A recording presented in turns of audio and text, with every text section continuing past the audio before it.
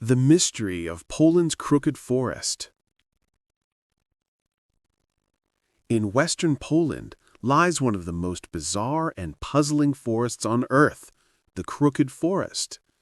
This unusual woodland contains over 400 pine trees that all share the same strange feature. Their trunks bent sharply at the base, curving northward before growing straight upward. These trees, planted around the 1930s, remain a mystery to scientists and historians alike. Some believe the trees were deliberately manipulated by humans to create naturally curved wood for furniture or shipbuilding, while others suggest a strange gravitational pull or even a natural anomaly caused their shape.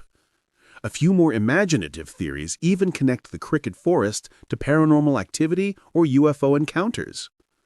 Despite decades of research, no definitive explanation has been found.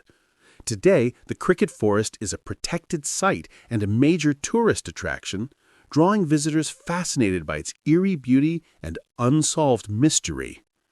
Whether shaped by human hands or forces beyond our understanding, the Crooked Forest remains one of the world's most captivating